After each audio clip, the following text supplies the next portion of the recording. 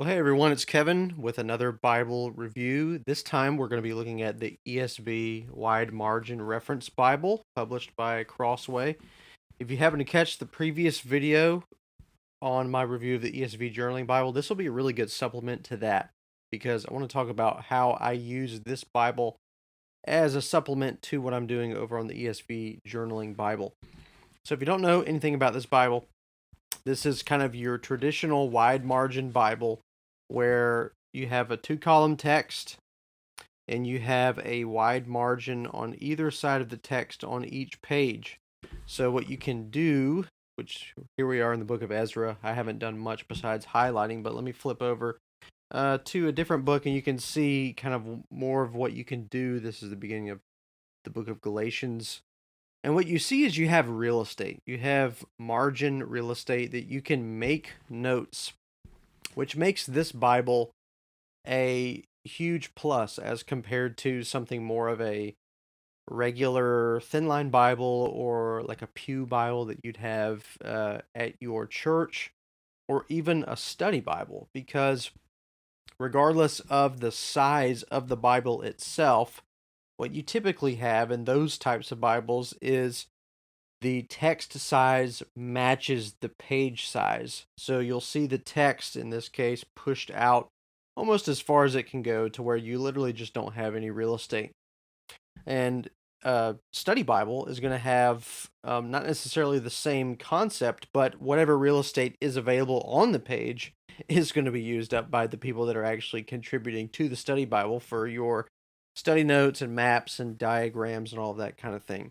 So this is really a Bible that you can use if you don't want to have notes from other people, but you want to have room for notes for yourself. So that's going to make this an advantage compared to a regular thin line Bible or a study Bible, both of which are not going to have room for you to write.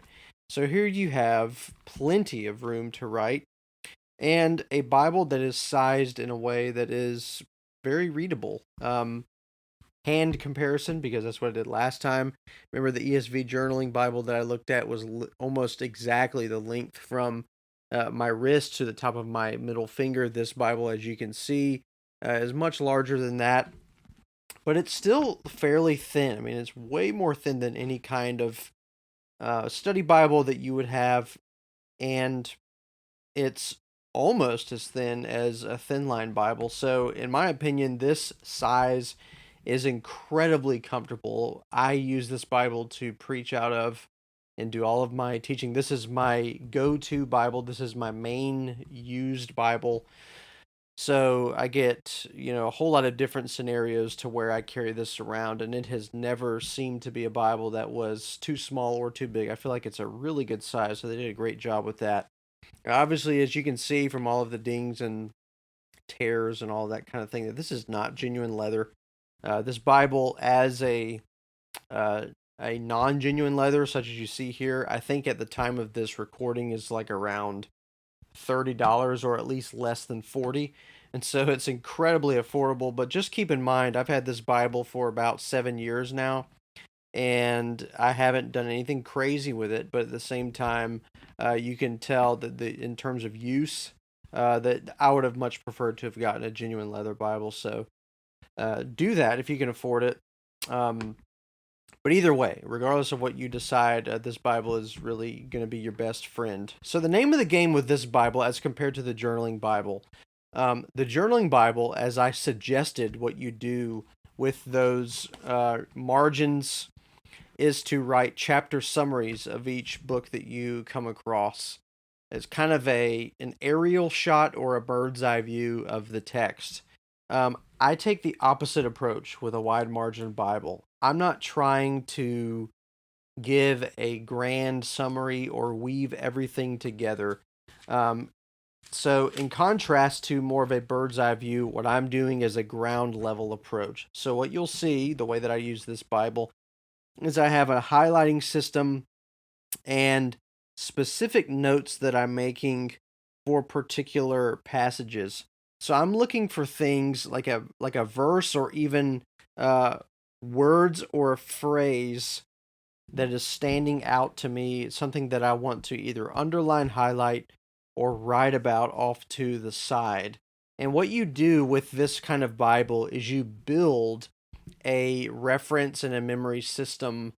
Remember, I'm not talking memory here in terms of memorizing verbatim verses of scripture, as opposed to more so talking about memorizing concepts, themes, big ideas. The general idea behind a particular book or a particular chapter or a particular verse. And that's really what I use this Bible for, and it's worked out really well in the time that I've had it to kind of do that type of thing.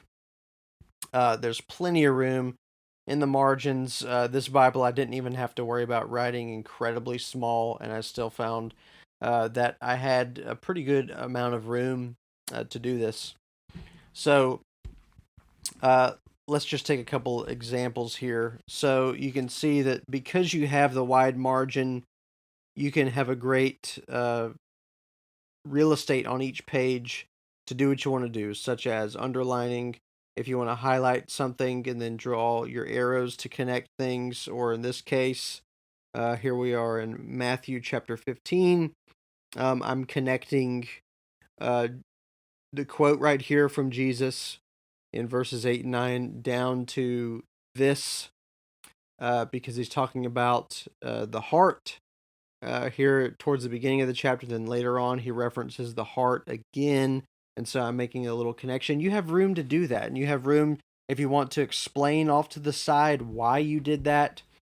This Bible is perfect for that. You can't do this kind of thing unless you want to squeeze in stuff in room that just doesn't really exist in something like a study Bible or a thin line Bible. And also, even though it's not incredibly more thick, I do want to comment and say that the pages are pretty thick for a non-thick Bible.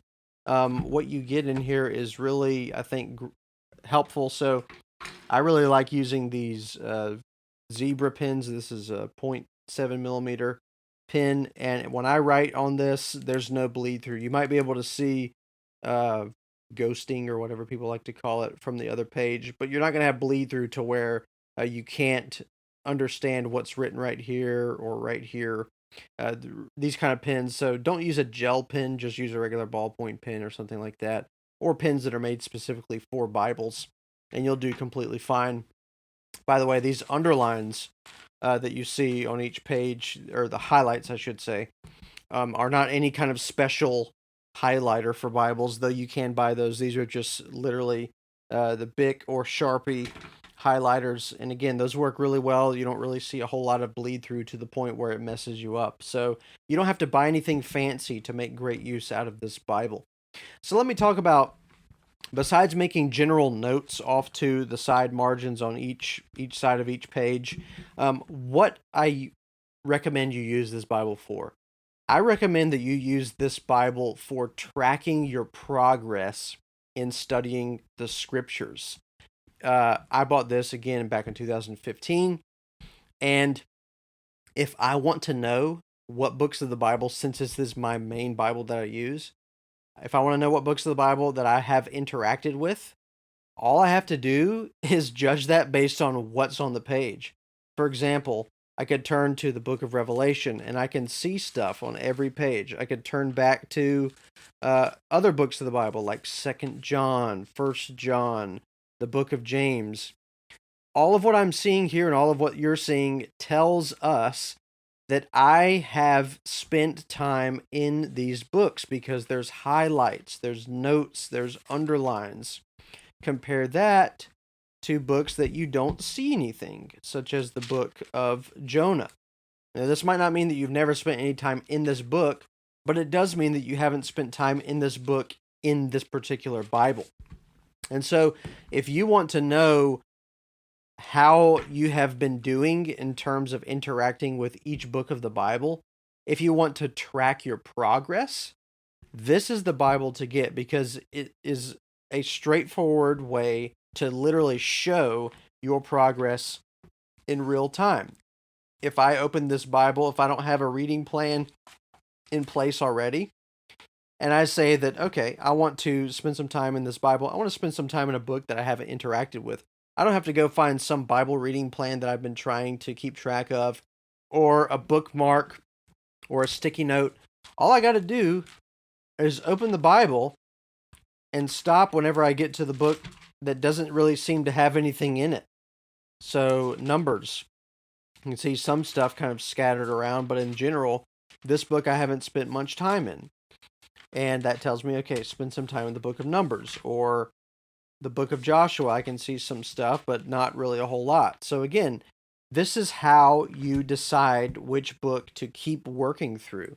So you could use this not necessarily as a Bible reading plan, though you could, but instead, this is kind of your long haul, lifelong endeavor to study each book of the Bible. Just pick one and start in it. And once you fill it up with highlights and notes in the wide margins, that tells you, okay, you can move on to another book. And if you get things so saturated, all you got to do is buy another wide margin Bible and maybe improve on, or maybe render down some of the things that's on here to your next wide margin Bible. This is really a great way to practice that active reading that I talk about, a pen in your hand as you're reading the Bible to make notes in real time. The journaling Bible is great for the aerial shot or the bird's eye view. This Bible is great for the ground zero kind of horizontal view of Scripture. But either way, you're going to get some great progress and you're going to be able to see it. And that's really something that's kind of the mental reward system of the human body, to see uh, that you are making progress, and that encourages you to keep going. And so, highly recommend this Bible.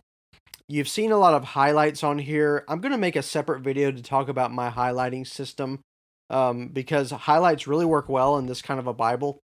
But I want to take some special time to talk about that in particular. So stay tuned for another video. But this is the Wide Margin Bible by ESV, the ESV English Standard Version, published by Crossway. Highly recommend it. But as you can see here, get the genuine leather. Don't settle for the bonded leather, because you want this Bible to last. Thanks so much for watching, and stay tuned for some more material from Better Bible Reading.